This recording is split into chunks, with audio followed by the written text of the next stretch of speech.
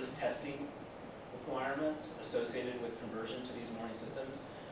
We've now pilot tested 6 of them, 4 on moorings, 2 on pitons, and they have all performed admirably and without incident.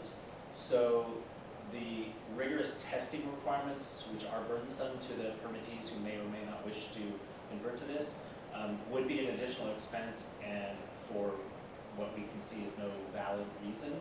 So we'd like to eliminate that recommendation from 2022 when the engineer suggested it, based on the results of the pilot tests that we've now completed. Please discuss.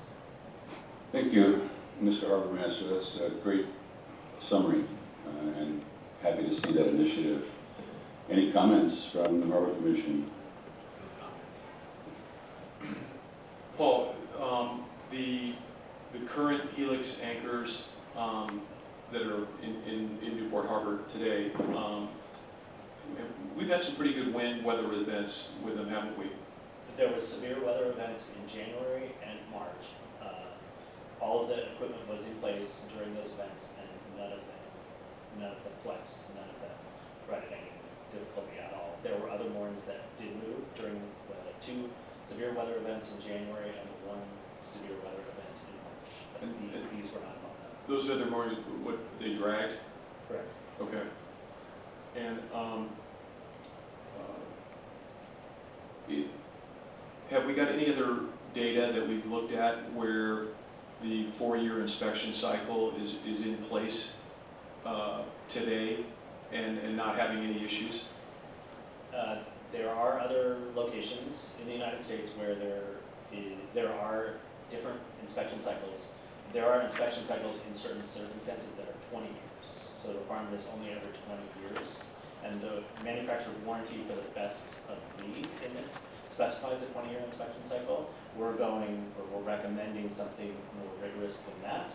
There's no other municipality that I'm aware of that's as rigorous or has a requirement as rigorous as what is proposed here, which is 4 years. So all of the other places where this is happening that we know about, the inspection requirements are less rigorous than what is proposed. Right.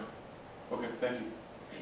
And important to note, I think, that in that 4 years, it does not require that the Helix anchor be removed, but only inspected, correct?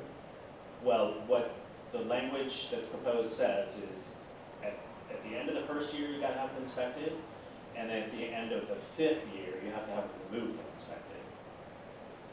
Okay. When I read the language, I read it a little differently, but okay, if that's the intent, I get it. Thank you. Any additional comments, Commissioner Miller? Quick question, when I was reading through the anode that is sort of drawn out, does the size matter? Depending if you have a bigger mooring, do you need more anode, or is that just that one attraction to all the little bugaboos that are floating around the harbor? I mean, is it always 50? I think it was 15 pounds, is that? Correct, it's 15 pounds and it's sized to the diameter of the anchor itself. So the anchor itself is, the proposed anchors are 1.5 inches in diameter. So you need an anode that's big enough to get around that, and the engineers suggested a 15-pound anode that would fit around that 1.5-inch diameter shaft on the anchor, and the 15 pounds, given our salinity and presence of electrolysis, would be sufficient in our environment to last 4 years. Thank you. Sure, go right ahead, Commissioners. The 4-year inspection where you have to remove it, is that done by a diver, or how's that done? Correct, it's done by a diver. Okay. Probably the same diver that installed it. Right. And do we have a rough idea what that inspection will cost?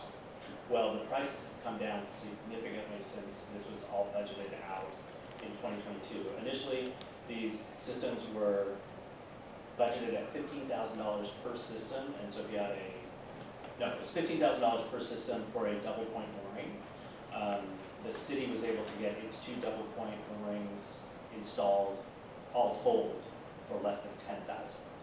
So the prices from 2022 to 2026 have come down substantially. The price for the inspections, removal, and reinstallation, I think, have also come down. I'm guessing that would be in the neighborhood of $500. Okay. And to give you an idea of what the inspection requirements from a certified mooring service provider would cost for lifting weights and chains and providing that inspection, for a 2-point mooring system in Newport Harbor, that is about $1,500. Yes, I remember that, yeah. Okay, thank you. And just for clarification, so the price came down, was it 10,000 per 2-point mooring, or 10,000 for both, so it'd be 5,000 each? Yeah, it was $10,000, slightly less than $10,000 minus some shipping, to have both C32 and C34 converted. Thank you. Commissioner Iman? Yeah, what material is the top chain in the Helix? It's not chain, it's some kind of fibrous cord that has some elasticity. And I'm just curious about its longevity for 4 years of time. Can you explain that a little bit? Correct, so it's a synthetic material.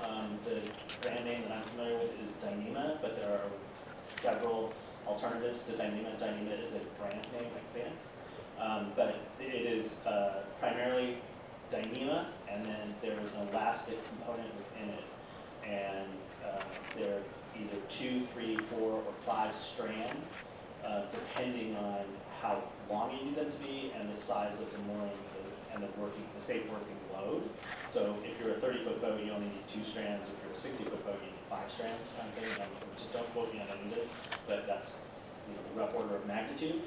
And so the elastic is some very sophisticated polymer that is, it's elastic in nature and suitable for use in a marine or saline environment.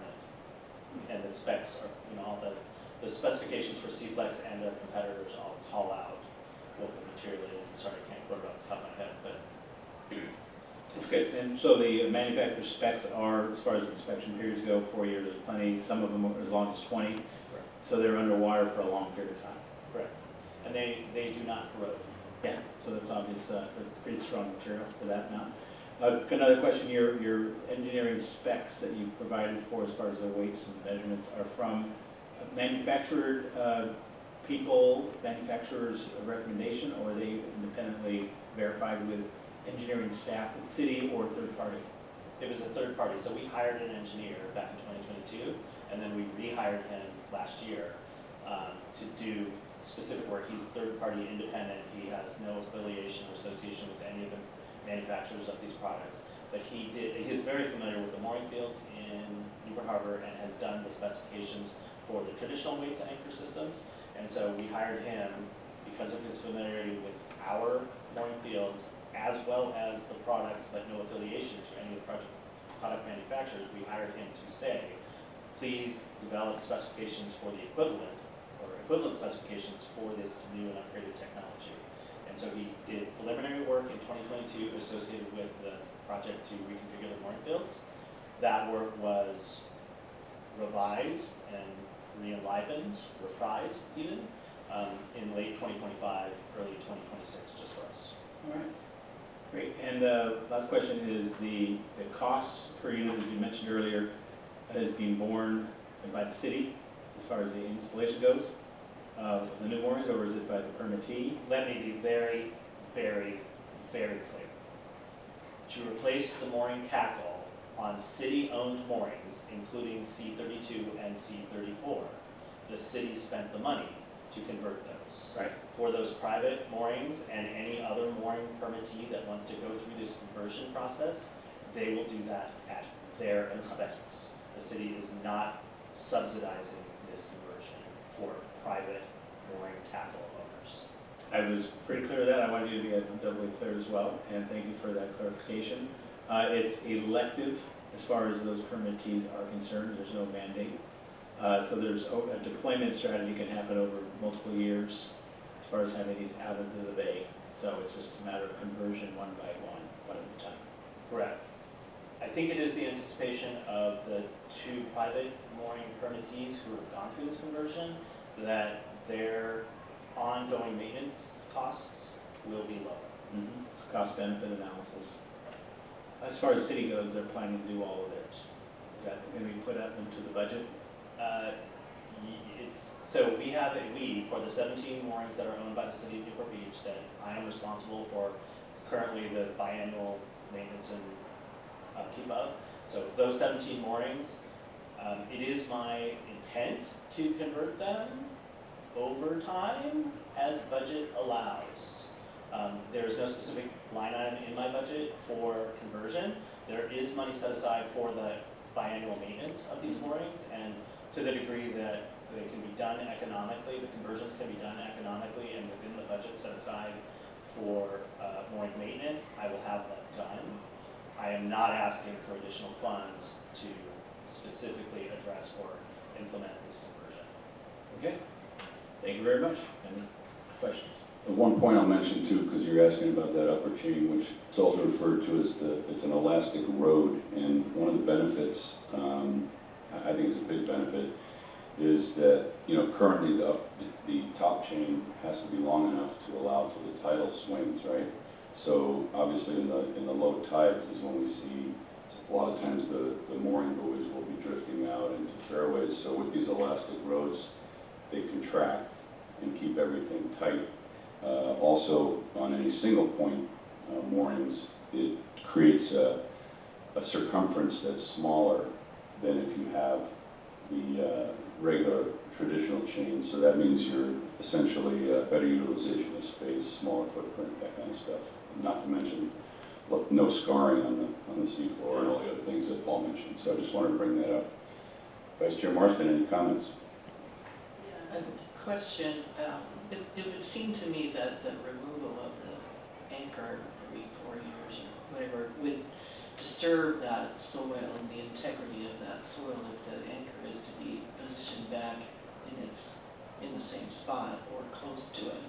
So why, you mentioned that the testing had been done, strength testing or whatever, I don't know how that was done, but wouldn't that be a better approach to just strength test that rather than actually pulling the anchor out and then resetting the anchor? That is certainly one way to prove the integrity of the anchor and its holding ability is to run that, it's called the lateral pull test. The concern is the degradation of the metallic anchor itself, and without removing it and inspecting it, one would never know. And that caused the introduction of the sacrificial anode, because the sacrificial anode should be taking the degradation, the oxidation, the rusting, if you will, of the metallic material itself. But unless the anchor is removed, we would never know that there was an electrolysis problem or something 6 inches below the surface, 6 feet below the surface, or the tip. So that's why the removal and inspection is being recommended. As far as re-drilling it or really re-screwing it back in, the fill area associated with these things is so slight and so minimal that the soil is really not disturbed, and there is no loss of integrity of that lateral soil strength that makes these anchors so preferable. So I'm sorry, I'm not the engineer, and I know you are. I don't want to say, I don't want to lead you into, I don't want to, yeah, anyway, you may know way more about this, but the soil holding power and the minimal disturbance caused by drilling these anchors in and pulling them out and then re-drilling them in is significant. But if it passed the strength test, then it would seem that there is no degradation of the anchor itself. You would know if it failed, right? So then you would pull it up and replace it. So it seems like you could achieve that decision with the test rather than removal. I understand your point, and it may well be the case. My limited knowledge of how these forces and physics work together, as well as the electrolysis, lead me to believe that only if you pull it out, inspect it, and see no rust, should you really put it back. Is that what the other entities do that have successfully used this system? Do you know? It's a wide variety of what the other entities do. And the other entities include the Navy, and they're not going to tell us what they do. Yeah. And you might have different soil conditions. Yeah, definitely have different soil and salinity conditions. All right, thank you.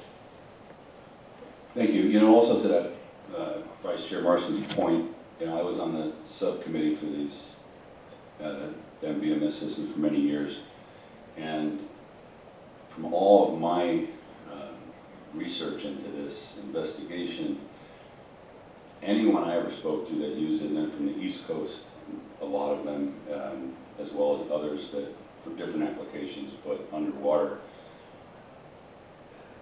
I'd never heard of any of them coming out and being degraded, and they were all 10 to 20 year sort of looks, you know, so maybe it is a little bit aggressive at the 4-year mark. You know, it doesn't seem like a very large expense if it's only $500, certainly relative to at least $1,500 every 24 months. But nonetheless, you know, to your point, it's probably worth looking into to some degree. It does seem overkill. And a lateral stress test, I'm not an engineer either, but it just seems to make sense. So, with that, Sorry, absolutely. Just one thought. Paul, is there for the city or for mooring permittees any opportunity at like grant funding to pull this stuff off, pull those anchor systems off and get these much more environmentally protective devices in the harbor and the public tideless? Certainly an interesting question. I have not looked into it specifically, but since you've mentioned it, I will and see if there are. What if Boating on Waterways or somebody has, you know, some money for stuff like this? Would be pretty interesting. I will point out that for the first time ever, the temporary docks for the boat show are going in with exclusively these systems and 0 piles. Not Really? a single pile is or will be driven to hold the temporary docks in place for the largest Newport Beach International Boat Show ever. Wow. Sorry. That's great. Thank you. Public comments on this agenda item. One at a time, please. Adam Leverage again. I looked at the CDP for the boat show and I thought there were 12 piles. That was just approved last month. As far as Chair Beer, I did a lot of study on helical anchors when the mooring field C multiple vessel mooring system, and I read what you read. I read that these generally are pulled up 25 years later, and most of them, they just screw right back in. And as far as the sacrificial anode, my understanding from the reading I did at the time, they don't experience much oxidation because they're surrounded by soil. I mean, it's still salty soil, but as you go forward, you know, if this is 2 city moorings now, keep an open mind that maybe they don't have to be pulled out every 4 years, and maybe that sacrificial anode isn't really doing anything. Try some without, because like I said, the stuff I read was scientific and indicated that there was very little degradation in the actual helical screws. I'd like to know, the harbor master mentioned $500 for service. I'd be curious to know if that's per helical anchor on a double mooring. Either way, it's cheaper than standard service. And then the staff materials mention names like Chance and Seaflex, and I'm just curious if those are like manufacturers. And I had my mooring serviced, I think, last October, and I would have been interested in these, so it's nice to hear that the prices are coming down. They do seem like there's a lot of benefit to it, and that there's people that have concerns about liquefaction of soil during an earthquake and how deep these things go and whatnot. So there's a lot of analysis that needs to be done, but the way this is being done incrementally is a way to kind of make these determinations. Thank you.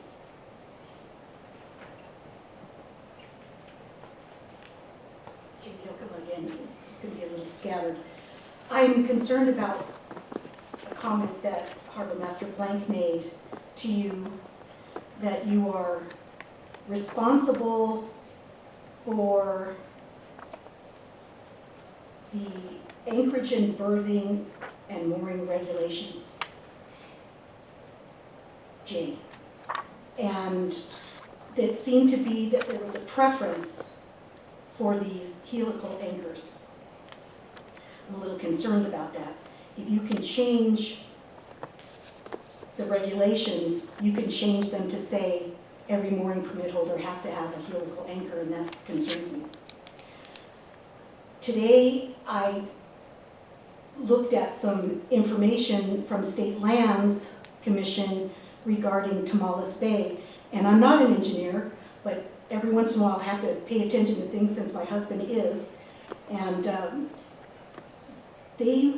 now this is from an article in 2017. In Tomales Bay, they were not allowing helical anchors. They said that there had to be a whole lot of testing. I don't know if it's been updated and they've learned that they're just fine, but it sounded like it was going to be a long time before they knew whether or not that was going to be something okay for Tomales Bay. I don't know how it compares to here, but I just read that today.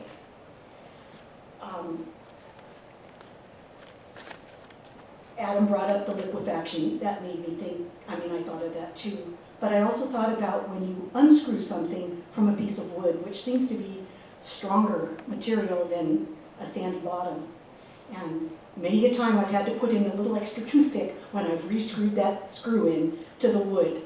So I'm just thinking about things like that. I'm a little bit concerned about how these things could pull up if there was an earthquake, or if they're up and, you know, taken out and put back in. It seems like that would disturb a lot more of the area around it. So, my reasons.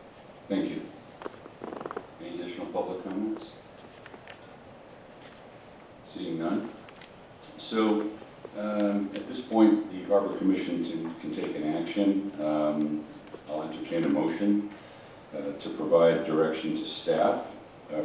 First that this this action be exempt from CEQA, but to provide direction to staff regarding the adoption of recommended additions to mooring specifications and inspection requirements for helical anchor and dynamic tackle mooring systems, and review and discuss the proposed amendments to Chapter 17 of the city's municipal code and related mooring specifications.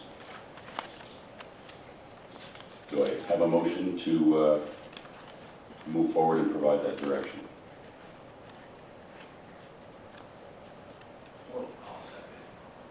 Oh, No one's made the motion yet. I'm asking if there is one. So if you'd like to make one?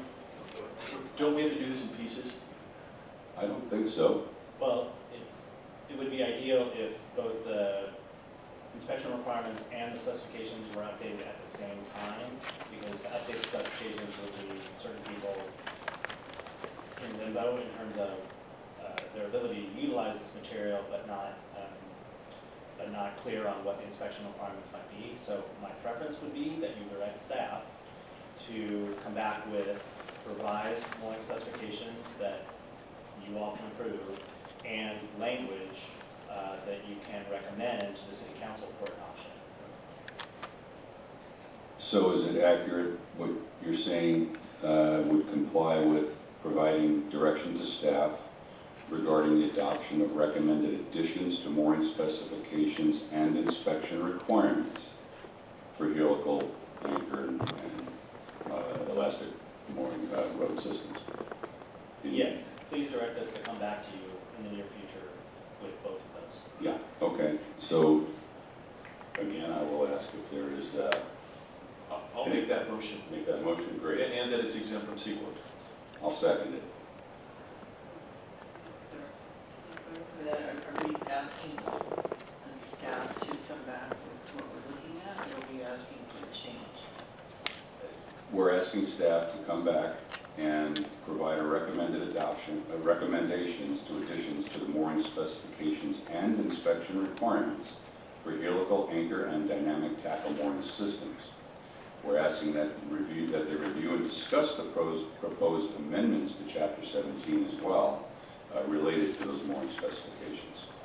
If I might, Commissioner Morrison, I've made note of your suggestions, including a longer test period and testing rather than removal at 4 years. So we will come back to you with, we will go consult the engineer and other people who are using this material, and whatever we bring back to you will reflect further research that we do. That's what I was going to suggest. Go back and get the engineer's recommendation, and maybe there's a choice of which way you want to go. Maybe it's not the same for every mooring. I don't know, but But I would like to hear a little bit more on that. Whatever we bring it back to you will reflect further research and direction from Thank you. the engineer. And there'll also be a component which we'll do some research on whether or not grants for conversion are Okay, so just for the record, I think it was Secretary Scully, you made the motion, right? Right. Would you be okay amending the motion for Vice Chair Marston's suggestion to include the review of the pullout? Absolutely. Okay, great. So with that, I think we have, what a vote. Motion and a second.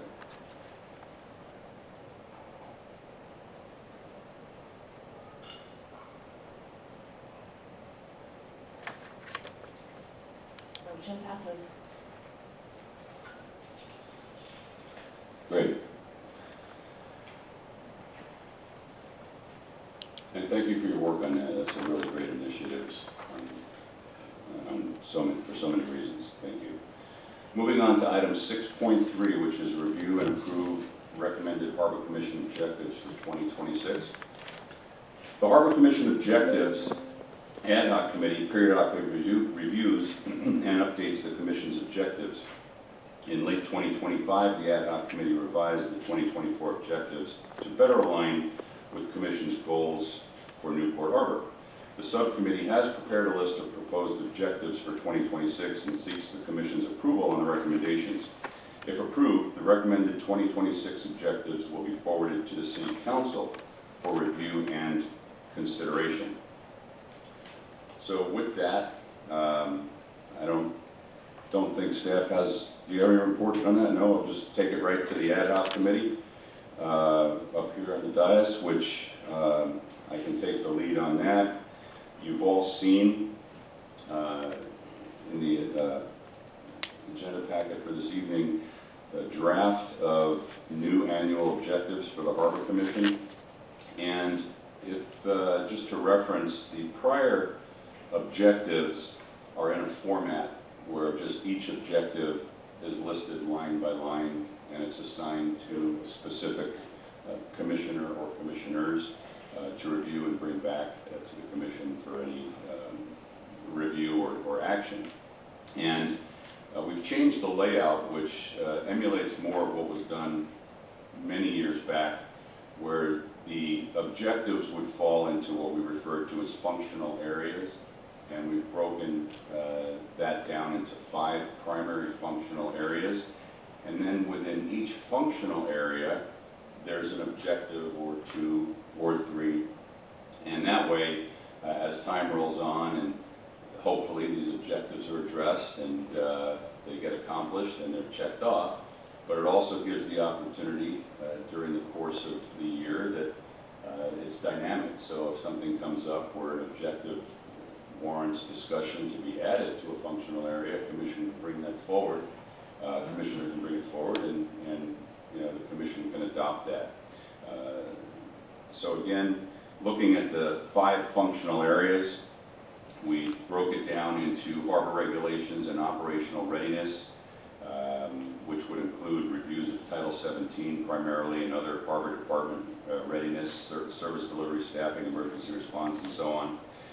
We've also attached, this is a first, we put deliverables associated with each objective to try and help the public understand what we're trying to accomplish and deliver to the commission as a result of these objectives in getting them accomplished. So you'll see those appear as well, and they relate to each of the objectives. The functional area number 2 relates to harbor infrastructure, public access, and capital planning. And that surrounds putting together a harbor infrastructure and public access plan, capital improvement needs, and also monitor and support the ongoing harbor dredging activities, which was recently added into the draft, which may not, I don't know if that's been put out. It has been. Okay, great. So everybody has that, including the public. That's good. The third area, functional area, would be harbor financial sustainability. Basically evaluate the Tidelands Fund revenue sources, provide recommendations that improve financial sustainability, and that conform to public trust obligations. Functional area 4 relates to harbor safety and modernization. I think this is a really important area, especially in today's world of technology. So the ad hoc committee there can evaluate enhanced harbor safety systems, standards, educational tools for rental operators, harbor users, also evaluate the integration of new technology and tools to improve safety monitoring and enforcement. And the last item, functional area 5, would be interagency coordination and policy alignment. And that would be the coordination with relevant city commissioners, committees, and staff on harbor-related matters, including water quality, land use, general plan updates, and things like that. And we've got many different initiatives that city councils put back to the Harbor Commission to review, so that would fall well under that functional area. And so the purpose here this evening is for the commission to take a look at this, make any comments, discussion, maybe even have a straw poll if you want to adopt this evening, or take it back and spend some time to comment and bring it back maybe at the next commission meeting. But if we were to move forward, we would also like to consider assigning commissioners to each of these functional areas and or objectives that lie within there. So with that, I would like to open it up and ask the commissioners if you have any comments or suggestions. Commissioner Sverchek. No, I have Okay. Commissioner Yan. I like you've captured and sort of deleted some of the things that we did discuss. It's been ongoing, kind of a living document, what really is important areas for us to focus on. So I think this has been done well.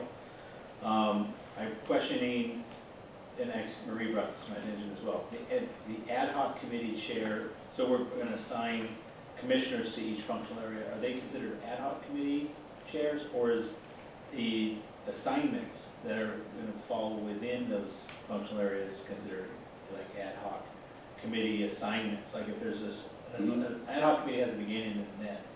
I guess a standing Correct. committee, otherwise it sort of goes on and Correct. requires more public process. So what do we want to, have you thought through that? Is that the right terminology for ad hoc committee chair for each of the functional areas? Well, the terminology, I'll kind of leave that as being subjective, but the intent is that one commissioner would chair the functional area, and then the objectives would be assigned commissioners up to 2. 2, okay. Because the ad hoc chair would be involved in that objective committee when we can't exceed 3 for the Brown Act.